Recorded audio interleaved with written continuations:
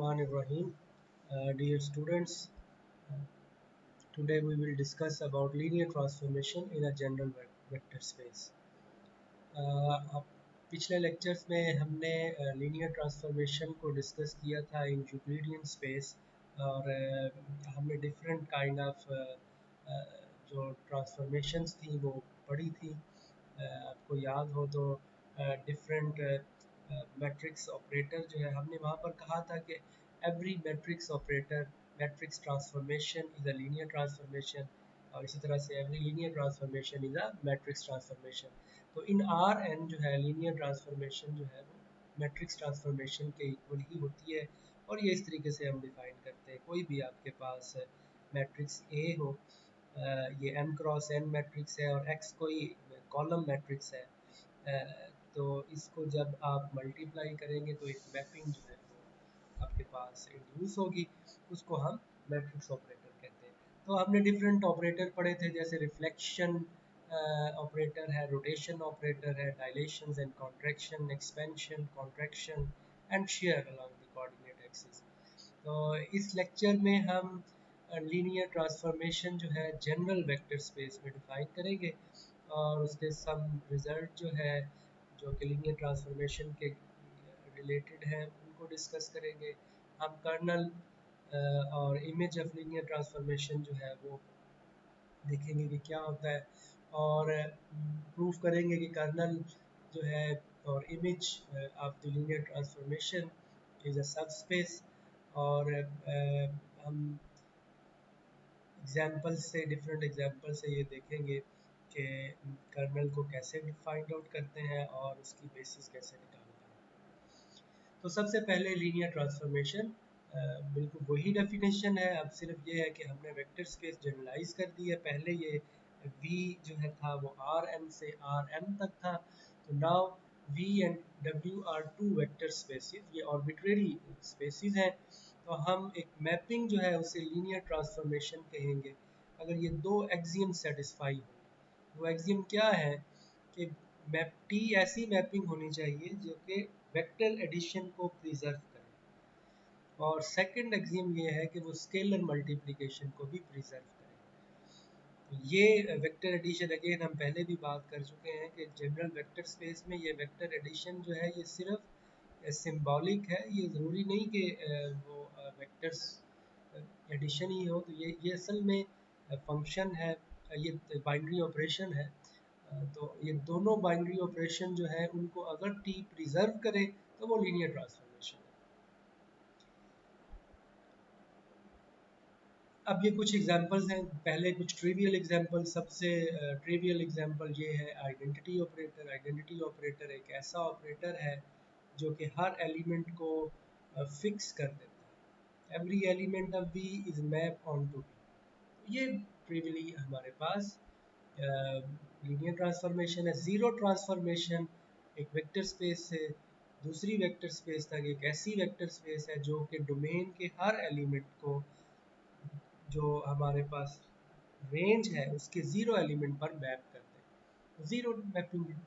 तो यहाँ पे ये ज़ीरो मैपिंग है और ज़ीरो जो है this is the additive identity, zero element of W. Scalar operator mean एक ऐसा एलिमेंट जो है, एक ऐसा ऑपरेटर जिसको आप जिस भी एलिमेंट, क्योंकि वेक्टर स्पेस में स्केलर मल्टीप्लिकेशन जो है वो क्लोज है, इस वजह से आप क्या करेंगे, simply multiplying the scalar with vector, तो हमारे पास एक वेक्टर आ जाएगा। तो ये तीन ट्रिवियल एग्जांपल। इसके बाद हम कुछ और एग्जांपल्स की तरफ चलते हैं। 7.12 में हमने मैट्रिसेस जो है m क्रॉस n मैट्रिसेस से m क्रॉस n मैट्रिसेस तक एक मैपिंग डिफाइन की है with the help of transpose. कि मैपिंग कैसे डिफाइन है कि मैट्रिक्स किसी भी m क्रॉस n मैट्रिक्स को उसके ट्रांसपोज पर मैप करना।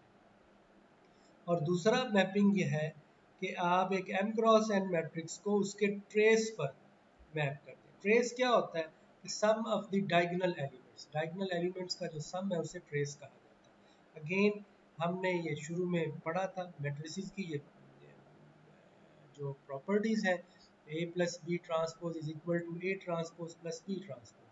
तो यही असल में फर्स्ट एक्सियम है। इस तरह से ये second axiom. Similarly trace of A में भी ये रिजल्ट होल्ड करते हैं। तो this is the example of linear transformation in the vector space of in matrices. इसके अलावा जो एक और इम्पोर्टेंट वेक्टर स्पेस हमने पढ़ी थी वो पोलिनोमियल ऑफ पोलिनोमियल्स की थी। ये पी एन मीन के vector space of polynomial of degree at most N. यहाँ पर ई ए एक मैपिंग डिफाइन की गई है, किस तरीके से कि वो हर पोलिनोमियल को पी ऑफ ए पर मैप कर देता है। जो भी पोलिनोमियल है उसमें आप ए की वैल्यू पुट कर दे, हमारे पास एक रियल नंबर आ जाएगा। तो ये जो मैपिंग है this is a linear transformation. Again इसको प्रूव करने का क्या तरीका है कि पहले आप कोई सी दो आर्बिट्रेरी ये सम लें। तो जब आप कोई से दो एलिमेंट लेंगे तो वो पोलिनोमियल होंगे, तो उनको उनके ऊपर जब आप ये अप्लाई करेंगे तो this will B P of x plus Q of x. This is the operation in polynomial. इसी तरह पोलिनोमियल में ये भी ट्रू है। यहाँ से आप ये दोनों प्रॉपर्टीज जो है कि ई ए मैपिंग जो है ये एडिशन को भी प्रिजर्व करती है इन पी एन, और स्केलर मल्टीप्लिकेशन को भी प्रिजर्व करती है। इसी तरह से दो ये 7.1.4 जो एग्जांपल है इसमें दो बड़े फेमस ऑपरेटर्स जो हैं वो डिस्कस किए गए हैं। पहला ऑपरेटर जो है वो डेरिवेटिव का ऑपरेटर है और दूसरा इंटीग्रल का। हमें पता है कि आप किसी भी पोलिनोमियल जो है उसका डेरिवेटिव लें तो डेरिवेटिव लेने से उसकी डिग्री कम हो जाती है। जैसे एक्स स्क्वायर है उसका जब डेरिवेटिव लेंगे तो हमारे पास उसका डेरिवेटिव 2x आ जाएगा, तो उसकी डिग्री कम हो जाएगी। इट मीन के जो डेरिवेटिव फंक्शन है वो पी एन से पी एन माइनस वन तक होगा। किस तरह से डिफाइन करेंगे कि आप उस पोलिनोमियल का डेरिवेटिव ले लेंगे विद रिस्पेक्ट टू एक्स। इसी तरह इंटेग्रल में क्या होता है कि उसकी डिग्री बढ़ जाती है। जैसे एक्स का इंटेग्रल क्या होगा, एक्स स्क्वायर बाई टू। तो हम क्या करेंगे कि उसका इंटीग्रल ले लेंगे और डेफिनेट इंटीग्रल बनाने के लिए इसको 0 से x पर इंटीग्रेट कर देंगे। हमारे पास मेक श्योर कि हमारे पास दोबारा से एक पोलिनोमियल ही आए, उस पोलिनोमियल की डिग्री एक ज़्यादा हो। अगेन ये दोनों ऑपरेटर जो है वो लीनियर ट्रांसफॉर्मेशन है, क्योंकि डेरिवेटिव जो है ये भी अंडर एडिशन जो है एडिशन को प्रिजर्व करता है और स्केलर मल्टीप्लिकेशन को भी प्रिजर्व करता है। इसी तरीके से इंटीग्रल जो है ये भी एडिशन और स्केलर मल्टीप्लिकेशन को प्रिजर्व करता है। ये नेक्स्ट एक इम्पॉर्टेंट थ्योरम है कि आपके पास अगर कोई linear transformation from any vector space V to W तो ये तीनों प्रॉपर्टीज ट्रू हो। पहली प्रॉपर्टी क्या है कि ज़ीरो एलिमेंट V का जो ज़ीरो एलिमेंट है वो ज़ीरो पर ही मैप होगा। यहाँ पे ज़ीरो एल का मतलब आइडेंटिटी है, एडिटिव आइडेंटिटी। और इसी तरीके से जो है ज़ीरो, ये इस ज़ीरो का मतलब ज़ीरो एलिमेंट ऑफ W। तो देखें ये सबसे पहली चीज़ है जब आपको एग्जांपल दी जाए और कहा जाए कि बताएं कि टी लीनियर ट्रांसफॉर्मेशन है, तो सबसे पहले आपने यही प्रॉपर्टी देखनी है कि क्या ज़ीरो एलिमेंट ज़ीरो पर मैप हो रहा है। अगर नहीं हो रहा तो आप कहेंगे कि ये मैपिंग लीनियर ट्रांसफॉर्मेशन नहीं है। तो पहली चीज़ हमेशा यही चेक करनी है। उसके बाद आप सेकंड प्रॉपर्टी जो है इसमें आप ये सेकंड एक्सियम है, उसमें अगर आप स्केलर को -1 पुट कर दें तो ये आ जाएगा। थर्ड प्रॉपर्टी में आप फर्स्ट और सेकंड दोनों प्रॉपर्टीज को अगर आप मिला दें तो आप उसको ऐसे लिख सकते हैं। ये एक और इम्पॉर्टेंट थ्योरम है कि अगर आपके पास दो मैपिंग्स हैं, वो लीनियर ट्रांसफॉर्मेशन है from a same vector space to another space, और अगर हमारे पास वेक्टर स्पेस V जो है उसका स्पैनिंग सेट हम ढूंढ लें तो, और हम ये प्रूव कर दें कि दोनों मैपिंग्स उन पॉइंट्स के ऊपर उनकी वैल्यू सेम है, तो फिर वो दोनों मैपिंग्स भी सेम होंगी। देखिए ये रिजल्ट उस वक्त होल्ड करता है जब आपके पास स्पैनिंग सेट हो। जैसे फॉर एग्जांपल अगर हम V जो है वो आर स्क्वायर ले लें, ठीक है, तो आर स्क्वायर क्या है, उसमें हमें पता है कि वेक्टर 1 0 और वेक्टर 0 1 जो है ये भी आर स्क्वायर को स्पैन करता है। अब कोई और मैपिंग अगर हम S डिफाइन करें V से W तक, अगर हम ये प्रूव करना चाहते हैं टी और एस इक्वल है, तो आप क्या प्रूव करेंगे कि इन दो वेक्टर्स के ऊपर टी और एस का इमेज सेम है। अगर इन दो पर आपने प्रूव कर दिया तो इट मीन कि आप वो दोनों मैपिंग्स भी सेम हो जाएंगे। तो दो मैपिंग्स को प्रूव करने के लिए कि वो इक्वल है, ये काफ़ी है कि स्पैनिंग वेक्टर्स के ऊपर उनका इमेज देख लिया जाए। अगर उनका इमेज इक्वल है स्पैनिंग वेक्टर्स पे, तो वो दोनों मैपिंग्स भी इक्वल है। तो ऐसा क्यों है? क्योंकि जब भी आप कोई आर्बिट्रेरी एलिमेंट देखें, दो मैपिंग्स इक्वल कब होती हैं? जब हर एलिमेंट पे दोनों का इमेज सेम। तो हमने एक आर्बिट्रेरी एलिमेंट लिया, तो उसको आप वी आईज के लीनियर कम्बिनेशन में लिख सकते हैं क्योंकि स्पैनिंग सेट है। तो T of V I is equal to S, इसको अप्लाई करें तो आप ए वन को कॉमन निकाल सकते हैं। T of V one is equal to S of V one, तो दोनों मैपिंग्स इक्वल हो जाएंगे।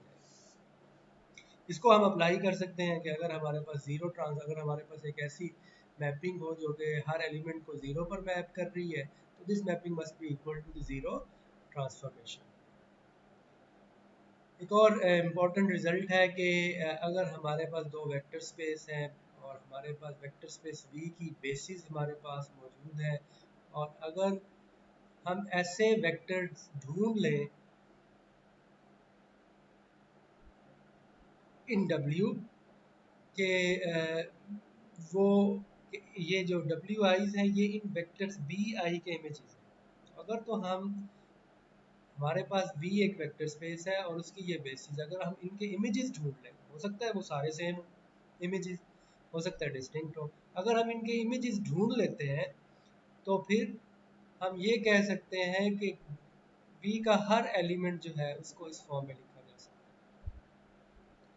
ये कैसे? इसको हम अप्लाई करते हैं इस एग्जांपल में। आप देखें ये हमारे पास एक वेक्टर स्पेस P2 है, दिस इज M2 क्रॉस 2। तो हमें पता है P2 जो है ये वेक्टर स्पेस है पोलिनोमियल की जिसकी degree less than equal to 2 है। तो इसकी बेसिस जो है उसमें नंबर ऑफ एलिमेंट 3 होंगे। तो सपोज कि ये हमारे पास सेट है 1 plus x, x plus x square, 1 plus x square.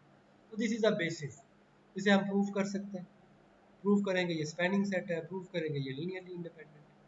तो फिर क्या होगा कि इस वेक्टर स्पेस का हर एलिमेंट बेसिस के एलिमेंट के लीनियर कॉम्बिनेशन में लिख सकते हैं। अब इसे सॉल्व करें तो हम ऐसे लिख सकते हैं, ये आर्बिट्रेरी पोलिनोमियल। तो हर पोलिनोमियल को इस तरीके से लिख सकते हैं। अब ये हमारे पास स्केलर्स हैं, यहाँ पर ये स्केलर पहला क्या है 1/2 इंटू ए प्लस बी माइनस सी।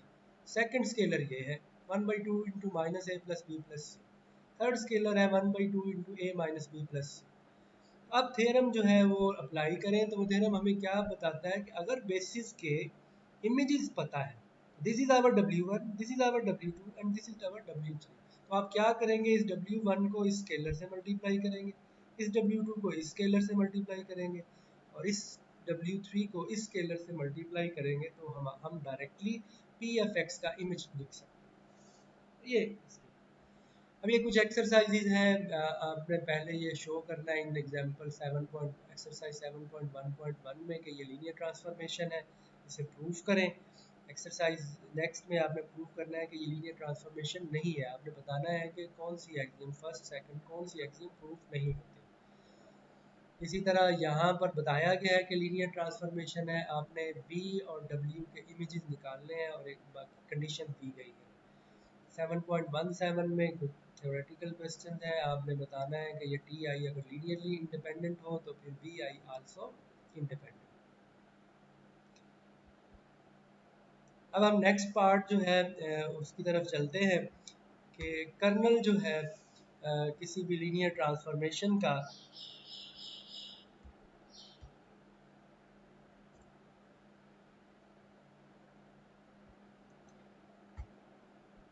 सॉरी, तो ये कर्नल जो है वो किसी भी लीनियर ट्रांसफॉर्मेशन का अगर आप डिफाइन करें तो the kernel of T is defined to be the set of those element which map onto the zero element. ये देखें ये हमारे पास वेक्टर स्पेस V है, this is vector space W. तो kernel of T is the set of those element of V which map onto zero element. तो एक से ज़्यादा एलिमेंट भी हो सकते हैं, कम से कम एक एलिमेंट ज़रूर है क्योंकि ज़ीरो एलिमेंट का इमेज लाजमन ज़ीरो होगा क्योंकि टी लीनियर ट्रांसफॉर्मेशन। और इमेज ऑफ टी क्या है? Image of T is the set of images. जैसे ये वी है तो ये सेट ऑफ इमेज, अगर ये मैपिंग ऑन टू हो तो ये सेट ऑफ इमेज जो है, image of T is exactly equal to W. जैसे फॉर एग्जांपल अगर हम आर एन से आर एम पर लीनियर ट्रांसफॉर्मेशन क्या होगी, वो मैट्रिक्स ट्रांसफॉर्मेशन है, तो उस केस में हमारे पास ये एग्जैक्टली नल स्पेस हो, और ये image space of image space of the linear transformation is exactly equal to image space of the matrix ए।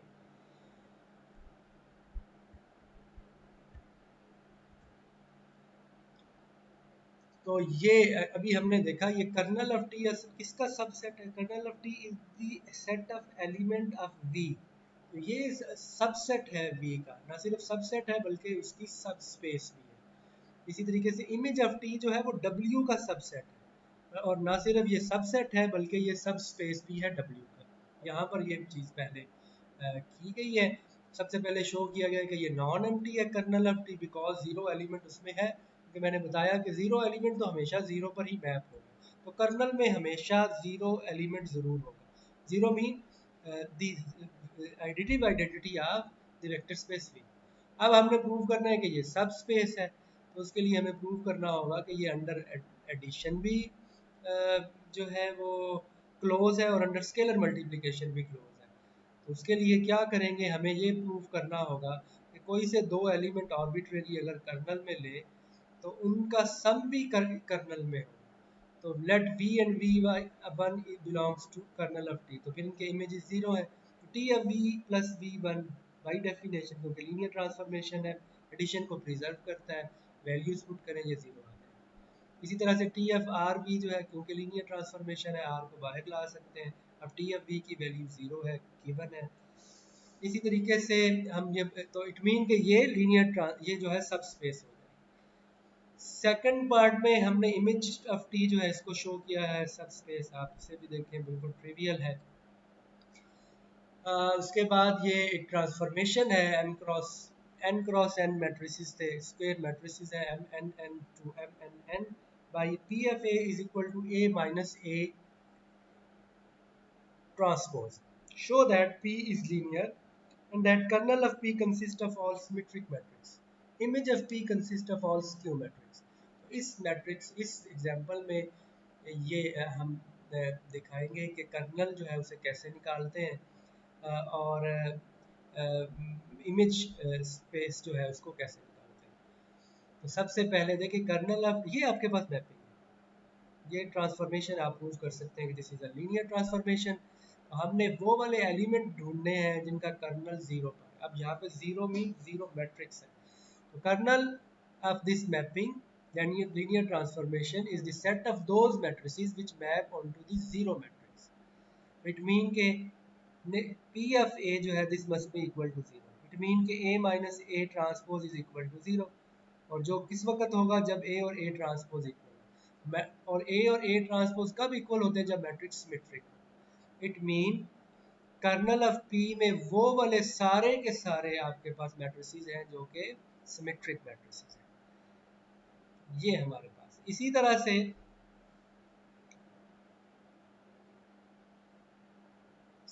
इसी तरह से हम जो है पार्ट बी में इमेज स्पेस ऑफ पी निकाल लें। इमेज ऑफ पी का मतलब क्या है, सेट ऑफ ऑल इमेजेस। तो सेट ऑफ ऑल इमेजेस क्या होगा, this is set of all images. तो इस केस में इमेज स्पेस ऑफ पी जो है वो क्या होगी, set of all skew matrices. ये आप प्रूव कर सकते हैं कि आपके पास अगर स्क्यू मैट्रिक्स का मतलब ये है कि ए का ट्रांसपोज माइनस ए के इक्वल है, तो ये हम यहाँ पे कर सकते हैं कि P of A transpose will be equal to P of, ये वैल्यू पुट कर दें, ए माइनस ए ट्रांसपोज, और this will be equal to minus into P F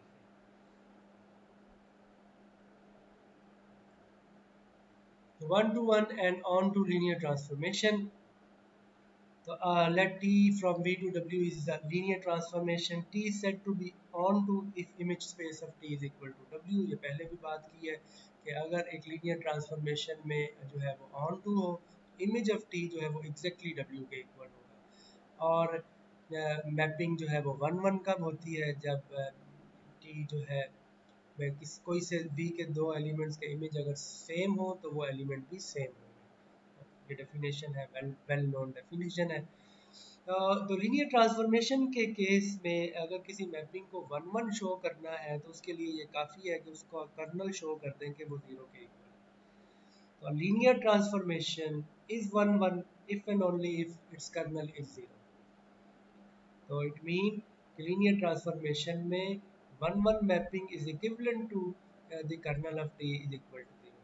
colonel of T zero है तो इट मीन कि वो one one. Again proof जो है वो बहुत सिंपल है, यहाँ पर दिया गया है। The identity transformation is obviously one one and on to।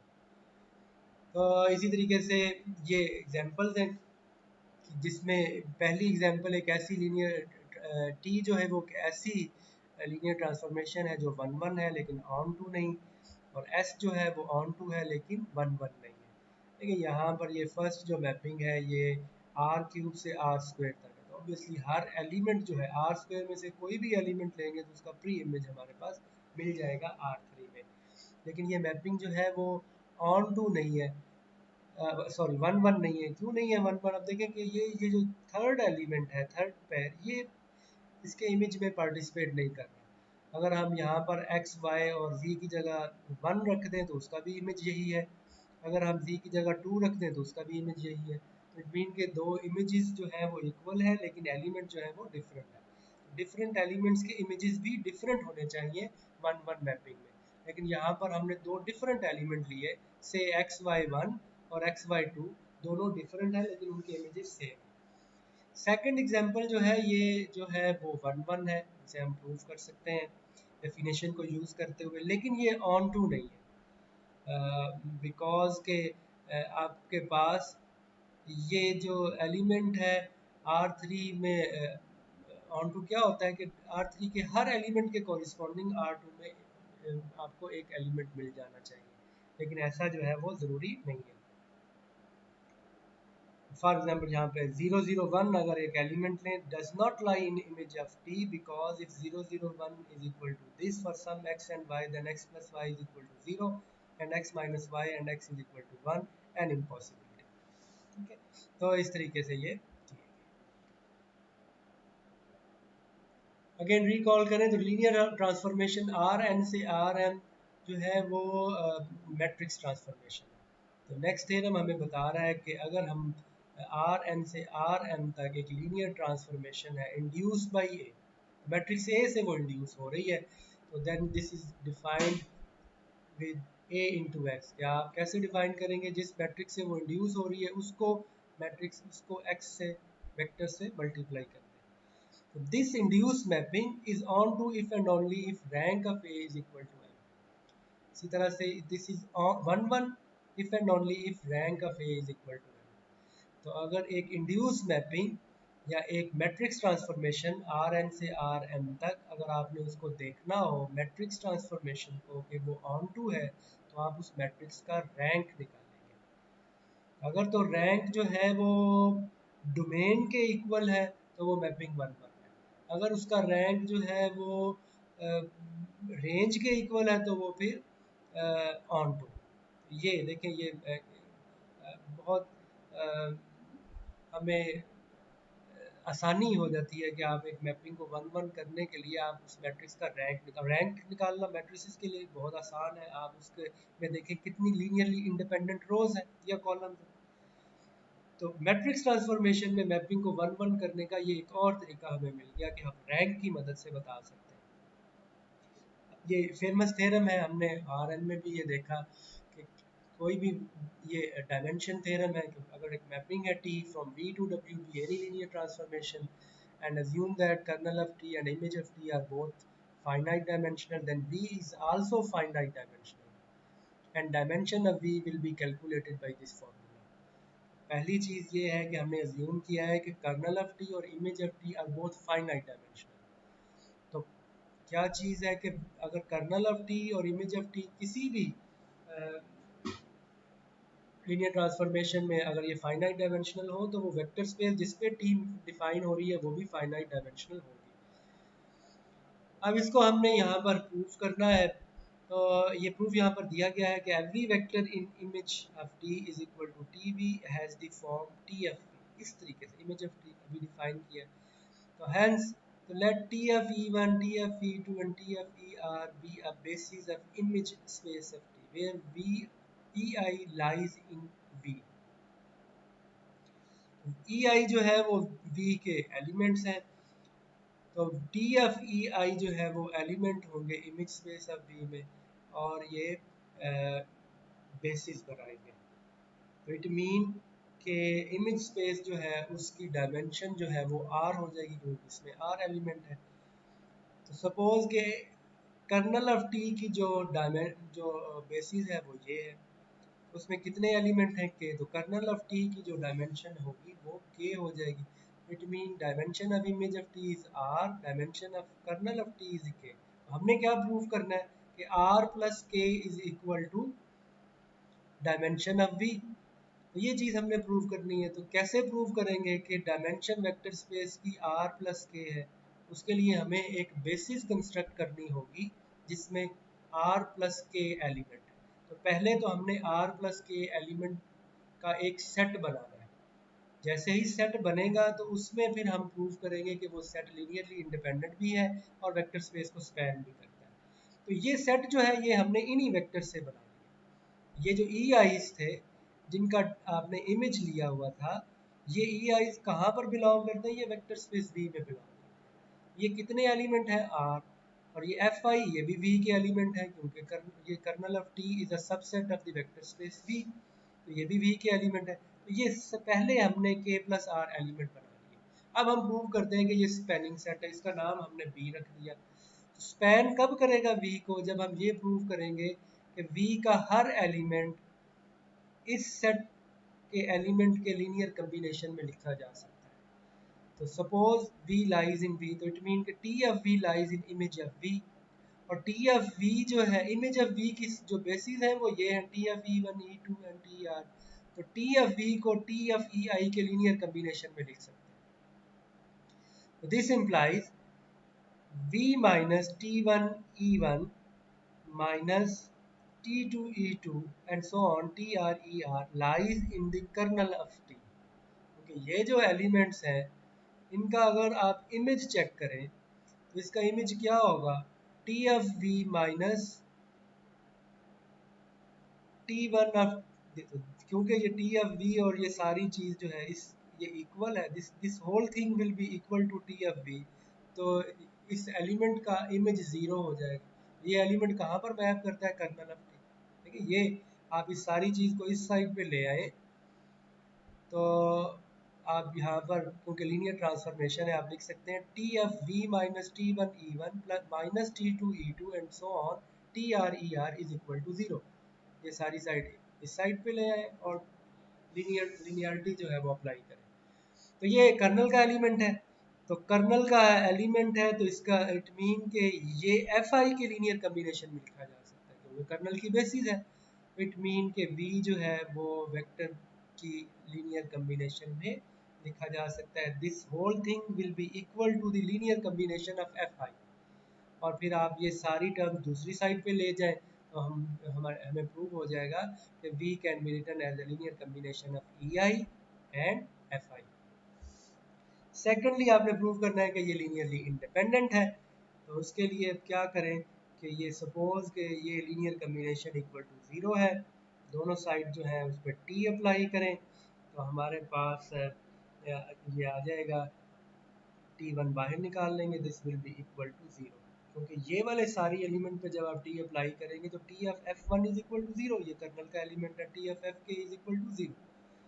Hence the independence of T I yields, क्योंकि ये बेसिस है इट मीन के टी आई ज़ीरो है, और 7.1 में ये वैल्यूज पुट करें तो वहाँ से एफ आई भी ज़ीरो है। तो ये एक इम्पॉर्टेंट थ्योरम है, इसमें हम प्रूव करते हैं कि डायमेंशन वेक्टर स्पेस की कर्नल ऑफ टी और इमेज ऑफ टी के इक्वल है। तो पहले स्टेप में आपने एक सेट डिटरमिन किया, सेट कंस्ट्रक्ट किया जिसमें आर प्लस के एलिमेंट है। वो सेट कैसे कंस्ट्रक्ट किया, हमने सपोज कर लिया कि इमेज स्पेस ऑफ टी की बेसिस जो है वो आर है, तो इसका मतलब उसमें आर एलिमेंट है, और कर्नल ऑफ टी में के एलिमेंट है, तो उसमें तो उन एलिमेंट की मदद से आपने r प्लस के एलिमेंट का एक सेट बनाया और फिर उसे बेसिस प्रूफ कर दिया।